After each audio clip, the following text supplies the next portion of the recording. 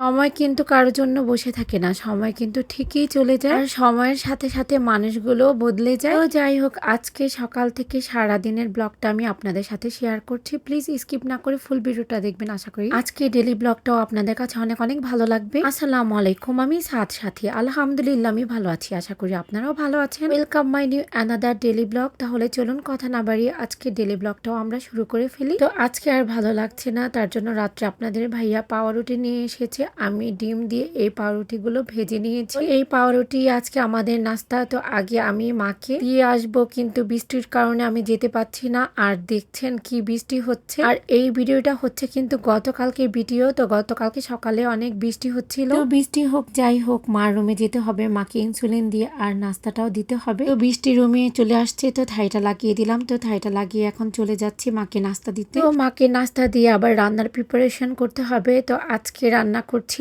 আমি গরুর ভুড়ি। আর এই ভুড়িটা আপনাদের ভাইয়া অনেকদিন খেতে চাচ্ছে, যেহেতু এর মধ্যে আর রান্না হয় নাই। তো আজকে চিন্তা করলাম রান্না করে ফেলি। গরুর ভুড়ি ভাজা ভাজা করে খেতে কিন্তু সবাই অনেক পছন্দ করে। তো আজকের গরুর ভুড়িটা আমি ভাজা ভাজা করেই নিব। এখন আমি গরুর ভুড়িটা খুব ভালোভাবে কষিয়ে নিচ্ছি, আর বেশি করে পানি দিয়ে কষিয়ে নিচ্ছি, যেন একটু শক্ত না থাকে, একটু সফট থাকে যেন। তো এখন আমি ঢাকনা দিয়ে ঢেকে দিচ্ছি। তো ঢাকনাটা উঠিয়ে এখন আমি ভালো করে নেড়ে চেড়ে নিচ্ছি। তো এখন আমি একটু খুব ভালো করে ভাজা ভাজা করে নিচ্ছি, কারণ গরুর ভুড়ি যদি একটু ভাজা ভাজা না করি একদমই ভালো লাগে না। তো ভাজা ভাজাটা খেতে অনেক ভালো লাগে। আমি বারে বারেই নাড়াচাড়া করছি যেন নিচে না লেগে যায়। তো অনেকটাই লেগে গিয়েছিল, আমি অনবরতই নাড়াচাড়া করছিলাম। তো আমার ভুড়ি রান্না করা ডান। আপনাদের ভাইয়া অনেকদিন ধরে ডিমালা ইলিশ মাছ খেতে চেয়েছিল, আর ডিমালা ইলিশ মাছ খুঁজেছিল কিন্তু পায় নাই ডিমালা ইলিশ মাছ। তো আমাদের বাজারে যারা মাছ বিক্রি করে তাদের বলে রেখেছিল। তো আজকে ডিমালা ইলিশ মাছ পেয়েছে, তো সে কেটেই নিয়ে এসেছে,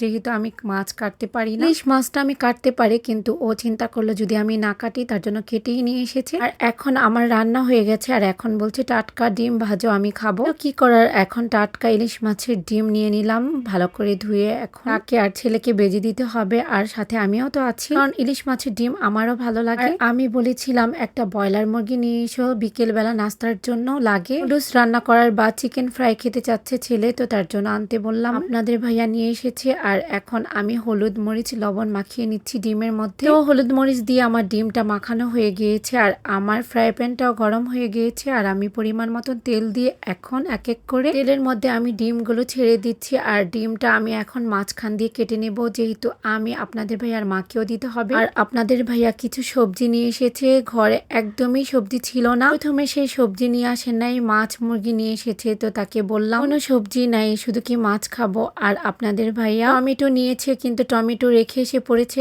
আর ব্যাগের মধ্যে একটা টমেটো এসেছে, পরে আবার সে গিয়েছে টমেটো আনতে। আজকে সবজি এনেছে মিষ্টি কুমড়, পেঁপে, কহি, আর হচ্ছে করলা, বরবটি, কাঁচামরিচ, ধনিয়া পাতা আর টমেটো। তো আপনাদের বললাম রেখে এসেছে, সে আবার চলে গিয়েছে বাজারে, যেহেতু বাজারটা আমাদের ঘরের কোণেই। তো যাই হোক এখন আমি এক এক করে ডিমগুলো উল্টিয়ে পাল্টিয়ে দিচ্ছি, কারণ যেহেতু দুপুর হয়ে গিয়েছে। আর আপনাদের ভাইয়াও খাবারের জন্য ওয়েট করছে, সে অলরেডি খাবারের জন্য প্রিপারেশন নিয়ে বসে আছে, যেহেতু দুপুর হয়ে গিয়েছে। তো আমি মাছের ডিমটা খুব ভালোভাবে ভেজে নিয়েছি, আর এখন আমি একটা পিরিজের মধ্যে ঢেলে নিচ্ছি। আর এই তো আমাদের হেল্পিং হ্যানাপা মুরগিগুলো কেটে নিচ্ছে, যেহেতু আমি মুরগি কাটি না, সেই কাটে। যখন সে না থাকে তখন না হয় আমি কাটি। আর আজকে তো মুরগি রান্না করব না, তো তার জন্য পলি ব্যাগে ঢুকিয়ে এখন ফ্রিজে রেখে দিব। আর এই তো আজকে দুপুরের জন্য আমার একটু আয়োজন। আর এই তো আমার দুপুরে খাবারের জন্য সবকিছুই রেডি করে রেখেছি, শুধু এখন খাবে। তো আজকে আমি রান্না করেছি বরবটি তরকারি রান্না করেছি, ইলিশ মাছের ডিম ভেজে নিয়েছি,